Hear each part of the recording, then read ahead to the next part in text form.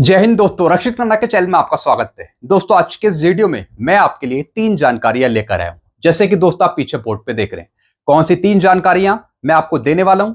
सबसे पहले मैं आपको उसकी जानकारी दे देता हूं। सबसे पहली जानकारी मैं आपको दूंगा 8CPC पर डेटा भेजने के संबंध में। जैसा आपको पता है, सरकारी विभागों को अपने कर्मचारियों से संबंधित 8CPC पर डेटा भेजना है आज की तारीख तक, क्योंकि आज है 30 जून 2026 और वेतन आयोग ने या फिर सरकार ने डेट को आगे एक्सटेंड नहीं करा। तो दोस्तों इसी पर एक फॉर्म जारी हुआ है। जी हां दोस्तों, एक फॉर्म जारी हुआ है जिसमें कर्मचारियों की डिटेल्स मेंशन करनी है 8CPC पर और पूरा फॉर्म दे देना है 8CPC को, ताकि आगे चलकर 8CPC कर्मचारियों पेंशनर से संबंधित डेटा तैयार कर सके। तो दोस्तों एक फॉर्म है जो मैं आपको आगे समझाना चाहूंगा कि किस तरीके से कर्मचारी से संबंधित इस फॉर्म को भरा जाएगा विभागों द्वारा। क्या है पूरा फॉर्म, आगे समझाऊंगा। फिर एक और मैं आपको जानकारी दूंगा, 8CPC में FMA को बढ़ाया जाएगा। जी हां दोस्तों, एक मांग करी गई है कि 8CPC में फिक्स मेडिकल अलाउंस के पैसे को बढ़ाया जाए। अभी 1000 रुपए आपको मिल रहा है, 8CPC में 3000 रुपए दिए जाए। तो इस पर भी कुछ जानकारियां मैं आपको दूंगा। कुछ इंटरनली बातें मैं आपको बताऊंगा फिक्स मेडिकल अलाउंस के बारे में या फिर इसके बढ़ने के बारे में, आगे समझाऊंगा। फिर एक और मैं आपको जानकारी दूंगा, आ गई खुशखबरी, DADR 50% होगा मर्ज। वित्त राज्य मंत्री से मुलाकात कर्मचारी लीडर की। वेतन आयोग मिलने से पहले 50% DADR को मर्ज करा जाए। जी हां दोस्तों, कर्मचारी लीडर यूनियन लीडर ने डायरेक्ट वित्त राज्य मंत्री से मुलाकात करी है 50% DADR मर्ज करने के बारे में, कि वेतन आयोग मिलने से पहले 8CPC मिलने से पहले 50% DADR को मर्ज कर दिया जाए और उससे पहले अंतरिम राहत आपको दे दी जाए। क्या है पूरी खबर, आगे समझाऊंगा। तो दोस्तों बस यही जानकारी है जो मैं आपको देने वाला हूं, इसलिए वीडियो को आप शुरू से लेकर आखिरी तक देखिएगा। जानकारियों में आगे बढ़ने से पहले एक छोटी सी अपील मैं आपसे करूंगा, और अपील है चैनल सब्सक्राइब की। अगर आप कंटिन्यू मेरे वीडियो देख रहे हैं, अगर आपने अभी तक चैनल को सब्सक्राइब नहीं किया तो फटाफट सबसे पहले वीडियो को पॉज करके चैनल को सब्सक्राइब कर लीजिएगा और लास्ट में वीडियो देखने के बाद वीडियो को शेयर, लाइक और हाइप भी कर दीजिएगा, क्योंकि सही जानकारियां, ऑथेंटिक जानकारियां आपको मिलती रहती हैं मेरे चैनल के माध्यम से। चलते हैं दोस्तों, सारी जानकारियां समझते हैं विस्तार से। लेकिन जानकारियां समझने से पहले एक छोटा सा सवाल मैं आपसे पूछूंगा, और सवाल है जून की पेंशन के बारे में। जैसा आपको पता है आज है 30 जून, स्पर्श की तरफ से आपको जून की पेंशन मिल रही होगी, आपके खाते में आ रही होगी। सबसे बड़ी बात है कि जिन पेंशनर्स को जून की पेंशन का एडवांस मैसेज नहीं मिला था, तो क्या उनको भी जून की पेंशन मिल रही है? जरा कमेंट में जरूर बताएगा। जो पेंशनर्स परेशान हो रहे थे कि सर हमें अभी तक जून की पेंशन का एडवांस मैसेज नहीं मिला, क्या हमें पेंशन मिलेगी नहीं मिलेगी? तो दोस्तों क्या आपको आज आपके खाते में जून की पेंशन आपको मिल रही है या नहीं मिल रही? जिनके पास जून की पेंशन का एडवांस मैसेज नहीं आया था, तो जरा कमेंट में जरूर बता दीजिए।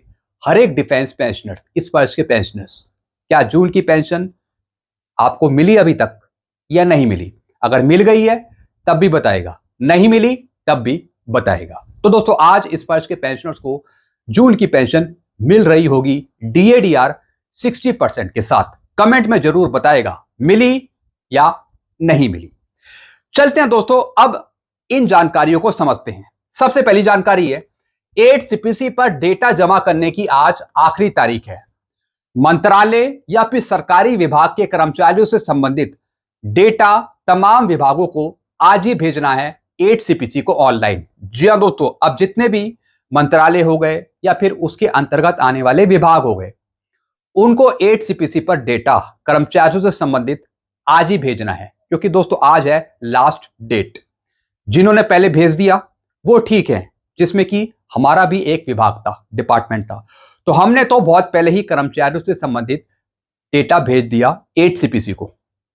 अब जिन्होंने नहीं भेजा उनको आज तक भेजना है। आज है लास्ट डेट, डेट को आगे नहीं बढ़ाया गया। तो जितने भी विभाग हैं जिन्होंने अपने कर्मचारियों से संबंधित 8 सीपीसी पर डेटा नहीं भेजा, वो तुरंत भेजेंगे इस फॉर्मेट को भर के। जी हाँ दोस्तों, ये फॉर्म है जो 8 सीपीसी के द्वारा या फिर सरकार के द्वारा जारी करा गया है। कर्मचारियों से संबंधित जो भी डिटेल है वो इसी फॉर्म में भरी जाएगी। जैसे कि दोस्तों आप ये फॉर्म देख रहे हैं, लेवल 1 से लेके लेवल 18 तक इसमें पे लेवल लिखे हैं। तो जितने भी लेवल 1 से लेके 18 तक कर्मचारी हैं उनसे संबंधित डिटेल्स इस फॉर्म में भरनी है। जैसे कि सेंशन स्ट्रेंथ एज ऑन 1/1/2018, कितनी स्ट्रेंथ है जो सेंशन हुई है 1/1/2018 को, पे लेवल 1 से लेके 18 तक। तो इसमें विभाग डिटेल्स मेंशन करेंगे अपने कर्मचारियों से संबंधित। एक और चीज मैं आपको समझाऊंगा, जो भी डिटेल्स है ये सर्विंग कर्मचारियों की मांगी जा रही है। जो अभी जॉब पर हैं कर्मचारी, उनसे संबंधित ही विभागों को ये डिटेल्स लिखनी है इस फॉर्म में। फिर number in position as on 1/1/2018, फिर पोजीशन बतानी है 1/1/2018 के अनुसार। फिर वैकेंसी पोजीशन बतानी है 1/1/2018 के अनुसार। फिर सेंशन स्ट्रेंथ 1/1/2026 को ईयर वाइज मांगी है, पुराने ईयर फिर 1/1/2026 से भी मांगी है। फिर नंबर ऑफ पोजीशन 1/1/2026, फिर vacancy position as on 1/1/2026, superannuation on achieving the age of retirement in last 3 calendar year 2023, 24, 25। जी हाँ दोस्तों, इससे पहले कितने कर्मचारी रिटायर हुए, उनकी details, number of position, number of vacancy, आगे आने वाले कर्मचारियों की। तो दोस्तों बहुत सी डिटेल्स यहां पे मेंशन करनी है। फिर वॉलंटरी रिटायरमेंट, फिर कंपलसरी रिटायरमेंट, किनका टर्मिनेशन हुआ, किन्होंने कंपलसरी रिटायरमेंट लिया, पूरी डिटेल यहां पे मांगी है 8 सीपीसी ने। Total resignation in last 3 calendar year 2023, 24, 25 में कितने कर्मचारियों ने रेजिग्नेशन दिया, छोड़ के गए। फिर total resignation with in first 5 years of joining in service, यानी पिछले 3 सालों की डिटेल, ज्वाइनिंग होने के पहले 5 वर्षों के भीतर जिन्होंने इस्तीफा दिया। Total technical resignation in last 3 calendar year, पिछले 3 सालों में 23, 24, 25 में टोटल नंबर ऑफ रेजिग्नेशन। तो दोस्तों सब डिटेल यहां पे मांगी है वेतन आयोग ने। तो दोस्तों इस फॉर्म को आज ही जमा करना है जिन विभागों ने अभी तक फॉर्म जमा नहीं किया 8 सीपीसी पर। तो दोस्तों जितने भी ये फॉर्म है ये भरे जाएंगे, कलेक्ट करे जाएंगे वेतन आयोग के द्वारा, और फिर इन्हीं फॉर्म को देखते हुए वेतन आयोग पे स्ट्रक्चर बनाएगा, सैलरी स्ट्रक्चर बनाएगा, पे मैट्रिक्स बनाएगा आगे चलकर। तो दोस्तों आज फाइनल डेट है, लास्ट डेट है, डेट आगे नहीं बढ़ाई गई है। तो जितने भी विभाग हैं उनको अपना डेटा सबमिट कर देना है 8 सीपीसी को, वो भी ऑनलाइन तरीके से, ऑनलाइन ही भेजना है सारा कुछ। तो दोस्तों एक जानकारी मैंने आपको ये दी है। फिर अगली जानकारी है 8वें वेतन आयोग में पेंशनर्स और फैमिली पेंशनर्स का एफएम में 1000 रुपए से बढ़कर 3000 होगा। जी हाँ दोस्तों, ये डिमांड बहुत पहले से चल रही है संगठनों द्वारा कि पेंशनर के फिक्स मेडिकल अलाउंस को बढ़ाया जाए, 1000 से ज्यादा बढ़ाकर 3000 रुपए करे जाए जो मेडिकल की फैसिलिटी नहीं ले रहे। अब दोस्तों इस पर मैं आपको कुछ इंटरनली बातें बताऊंगा पेंशन मंत्रालय की। जी हाँ दोस्तों, पहले समझते हैं कि संगठनों की क्या डिमांड थी, उन्होंने किस तरीके से मीटिंग करी थी। अब दोस्तों यहां पे 34वीं स्कोवा की बैठक हुई थी। जी हाँ दोस्तों, वॉलंटरी एसोसिएशन की एक मीटिंग हुई थी पहले 11 मार्च 2025 को, जिसमें मुद्दा उठाया था एफएमए के संबंध में।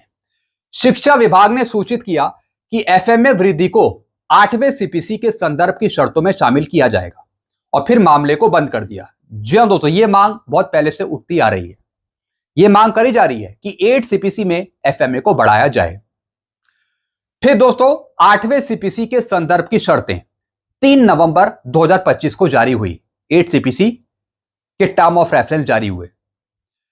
पैरा 2A में आयोग को भत्तों और लाभों की जांच करने और उनमें बदलाव की सिफारिश करने का अधिकार देता है। जी हाँ दोस्तों, टर्म ऑफ रेफरेंस में यह बात लिखी है कि जो भत्ते हैं, अलाउंसेस हैं, उनको भी वेतन आयोग देखेगा, उस पर भी सिफारिशें प्रस्तुत करेगा।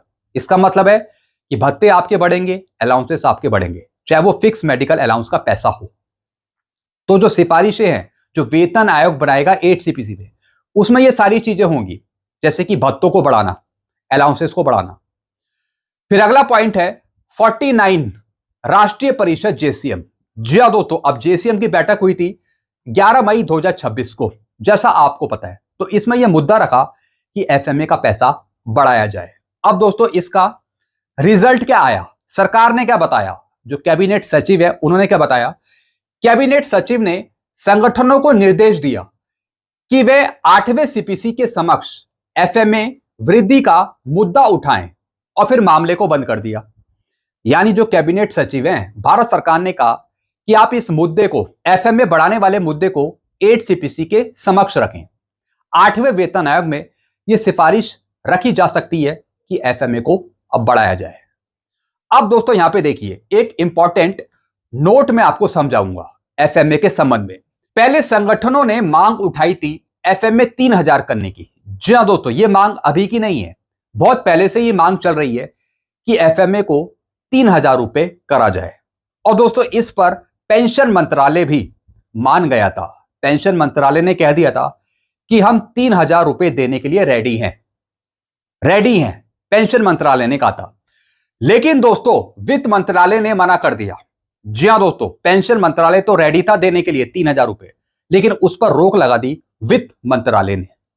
वित्त मंत्रालय ने साफ मना कर दिया था कि यह अभी नहीं हो सकता, नहीं तो आपको पहले से ही 3000 रुपए दिए जा सकते थे। भारत सरकार के कैबिनेट सचिव ने संगठनों से कहा कि इस मुद्दे को 8वें वेतन आयोग के सामने उठाए। जी हां दोस्तों, जब वित्त मंत्रालय ने ही मना कर दिया तो फिर आपको बढ़ा हुआ एफएमए कैसे मिल सकता था।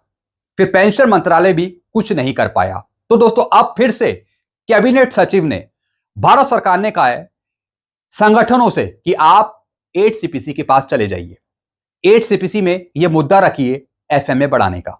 और दोस्तों यह मुद्दा 8वें वेतन आयोग के सामने रखा भी है जेसीएम ने।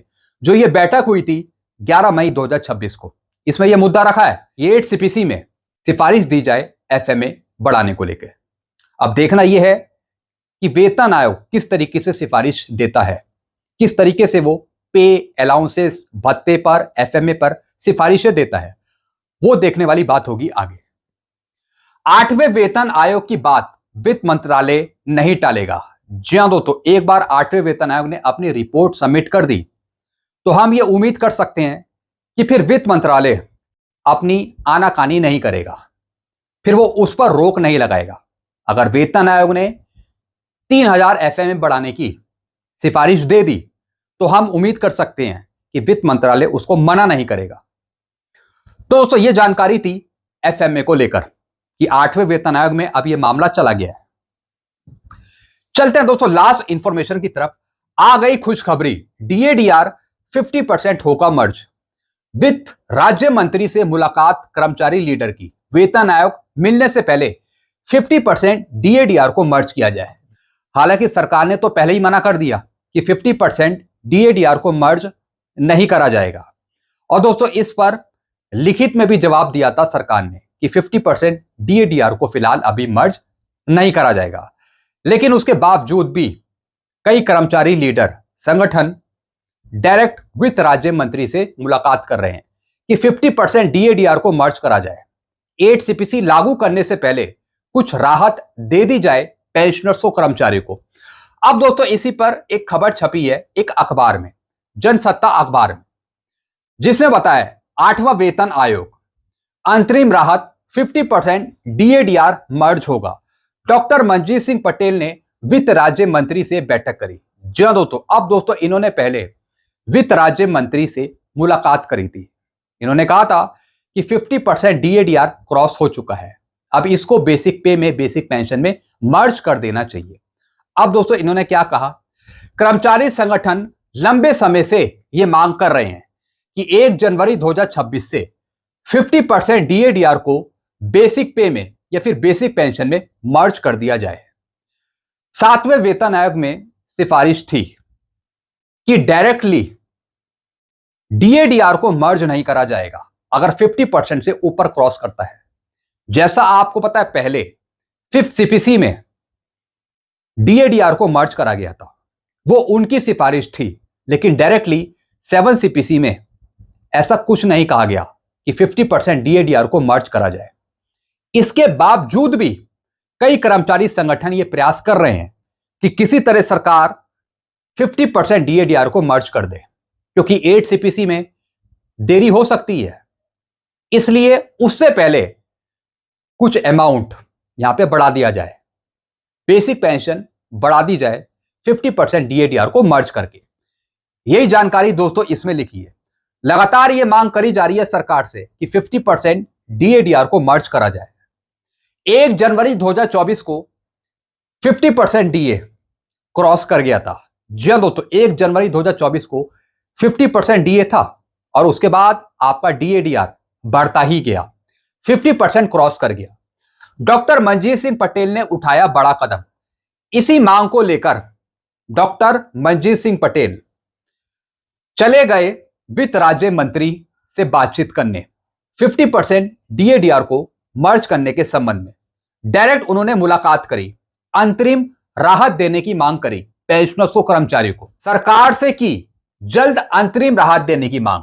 जी हां दोस्तों, डॉक्टर मंजीत सिंह पटेल ने सरकार से जल्द अंतरिम राहत देने की मांग करी है कि 8 सीपीसी मिलने से पहले 50% डीएडीआर को मर्ज कर दिया जाए, जिससे कर्मचारियों को बड़ी राहत मिल जाए 8 सीपीसी से पहले।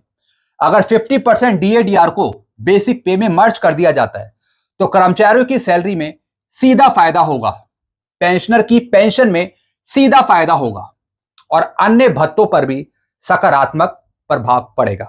क्योंकि दोस्तों 8 सीपीसी कहीं ना कहीं लेट हो सकता है, देरी से मिल सकता है, तो इसलिए उस देरी से बचने के लिए कुछ राहत दे दी जाए पेंशनर्स को, कर्मचारियों को। इस वजह से दोस्तों इन्होंने दोबारा कोशिश करी है कि किसी तरह सरकार 50% डीएडीआर को मर्ज करे। लगातार संघर्ष जारी रहेगा। डॉक्टर मंजीत सिंह पटेल ने कहा है कि जब तक कर्मचारियों की यह जायज मांग पूरी नहीं हो जाएगी, जब तक संघर्ष जारी रहेगा, जब तक संघर्ष चलता रहेगा। तो दोस्तों एक रिपोर्ट थी 50% डीएडीआर मर्ज करने के बारे में। सरकार ने तो अभी फिलहाल मना कर दिया, लेकिन तब भी कोशिश जारी है कि 50% डीएडीआर को मर्ज कर दिया जाए बेसिक पे में या फिर बेसिक पेंशन में, ताकि 8 सीपीसी मिलने से पहले कुछ राहत आपको मिल जाए, कुछ पेंशन आपकी बढ़ जाए, कुछ सैलरी आपकी बढ़ जाए। तो दोस्तों ये कुछ जानकारियां थी जो मैंने आपको दी हैं। बाकी आप अपने विचार सुझाव कमेंट बॉक्स में कर सकते हैं। ऐसी कोई नई जानकारी आएगी तो मैं आपको जरूर दूंगा। तब तक के लिए वीडियो को देखते रहेगा और चैनल को सब्सक्राइब करना मत भूलेगा। Thank you so much.